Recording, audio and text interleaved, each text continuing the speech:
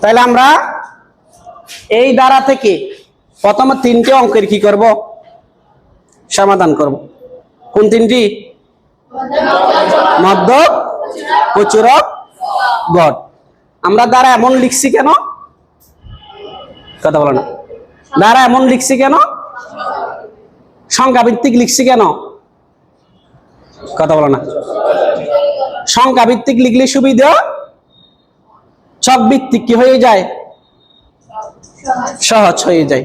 দ্বারা যদি ছক ভিত্তিক হয় তাহলে আমরা সংখ্যা ভিত্তিকটা আমাদের কি থেকে যায়? অজানা থেকে যায়। তাহলে সংখ্যা ভিত্তিক করলে ওখানে সংখ্যা ভিত্তিকও জানা হয়ে যায়, ছক ভিত্তিক কি হয়ে যায়? জানা হয়ে যায়। ওই জন্য সুবিধার্থে আমরা এটা করেছিলাম। পূর্ববর্তী ক্লাসের মধ্যে আমরা ছক তৈরি করেছিলাম, ঠিক আছে? তাহলে এখান থেকে আমরা করব কোনটা? মধ্যক। তাহলে মধ্যকের মধ্যে কলাম কয়টি? কি কি?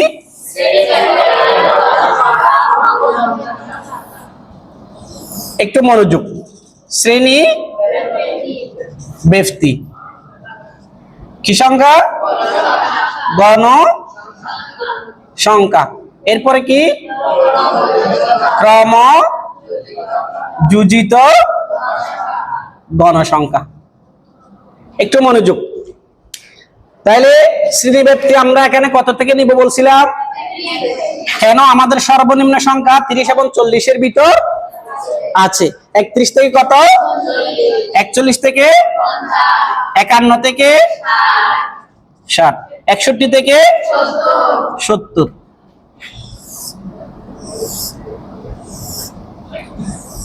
এরপর কত? 71 থেকে 81 থেকে আমাদের এতটুকু আছে, তাই না? আমাদের সর্বোচ্চ 90 পর্যন্ত সংখ্যা আছে, এর বাহিরে নাই। তাহলে আমরা গত ক্লাসে আমরা এখান থেকে গণসংখ্যাগুলো বের করেছিলাম, তাই না? এখানে কত পেয়েছিলাম? 4। এখানে কত? 8। এখানে কত? 11। এখানে কত? 11। এখানে কত? 3। এখানে কত? 3। মনোযোগ।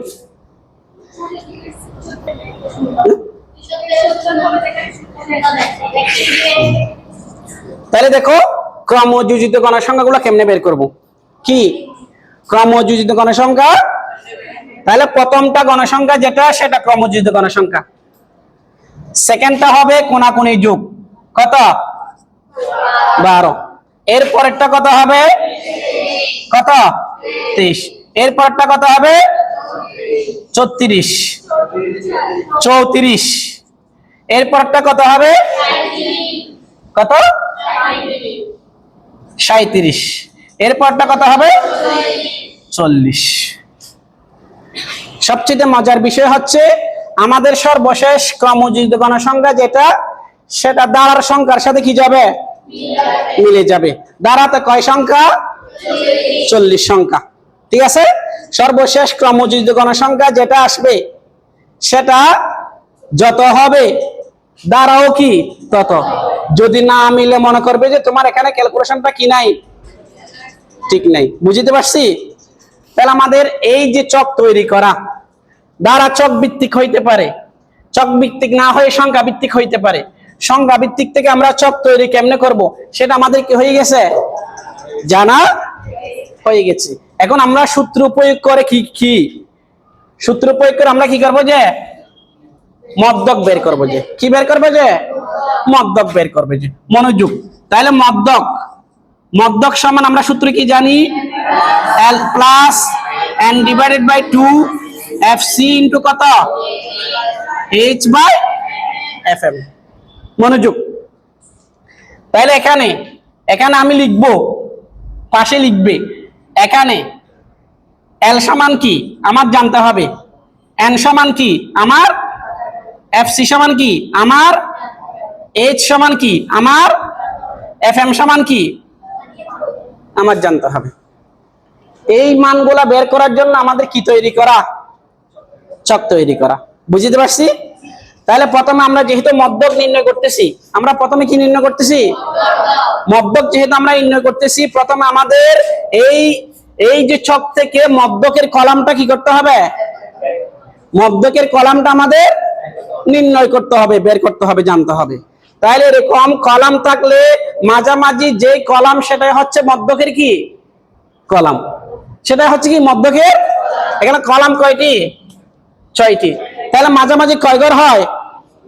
মাঝামাঝি কলাম কয়টি হয়? 2টি হয়। বিজোড় হল 1টি হইতো। আমাদের কলাম যদি বিজোড় হইতো তাহলে কলাম কয়টি হইতো? 1টি হইতো। এখানে কলাম কয়টি? 6টি, যেহেতু জোড় তাহলে মাঝামাঝি কয় কলাম হবে? 2 কলাম। কোনটি কোনটি হয়? 51 থেকে 61 থেকে, এই দুটোটা হচ্ছে মাঝামাঝি কলাম। তাহলে এরকম মাঝামাঝি কলাম 2টা হলে, কলাম জোড় হলে মাঝামাঝি 2টা হবে, তখন আমরা যে কোনো একটি কলাম নিতে পারি। তাহলে আমরা যে কোনো একটি নিলাম। কত নিলাম?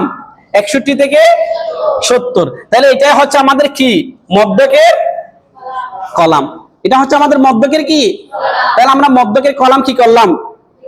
নির্ণয় করলাম, বেছে নিলাম।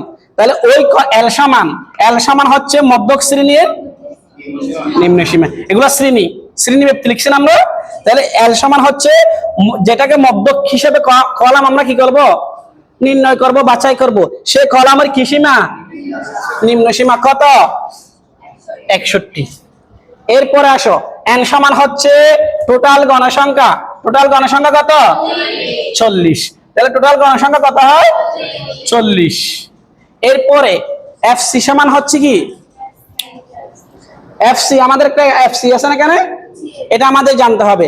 এফসি মানে হচ্ছে যাকে যে মধ্যক শ্রেণীর কিনেছি আমরা কলাম, ওই মধ্যক শ্রেণীর পূর্ববর্তী ক্রমযোজিত, পূর্ববর্তী বলতে এর আগেরটা, পরবর্তী বললে এর পরে। তাহলে আমরা কি এখানে কি বলছে? পূর্ববর্তী কি? পূর্ববর্তী ক্রমযোজিত গণসংখ্যা না কি? ক্রমযোজিত কত? কত? 23। এরপরে আমাদের কি আছে? এইচ। এইচ মানে কি? এইচ মানে কি? শ্রেণী ব্যক্তি, শ্রেণী ব্যবধান অথবা কি শ্রেণী পার্থক্য। কত? কত? 10। এরপরে এফএম মানে হচ্ছে মধ্যক শ্রেণীর একটা এফসি। এফসি মানে হচ্ছে মধ্যক শ্রেণীর পূর্ববর্তী ক্রমযোজিত গণসংখ্যা। এফএম মানে হচ্ছে মধ্যক শ্রেণীর কত হয়? 11। তাহলে আমাদের এখানে মানগুলো বসিয়ে দিলে, ক্যালকুলেশন করে ফেললে আমাদের কি হয়ে যাবে? এল সমান কত? 61। এন সমান কত? 40। এফসি সমান কত? 23। এইচ মানে কত? এইচ মানে কত? 10। এফএম মানে কত? 11। ক্যালকুলেশন করে আমাদের একটা কি বের হবে? মান বের হবে। আমরা সবগুলা কি অঙ্ক এভাবে ছক তৈরি করে, ছক থেকে পাশে মানগুলা বের করে এখানে সূত্রের মধ্যে বসিয়ে ক্যালকুলেশন করলে কি হয়ে যাবে?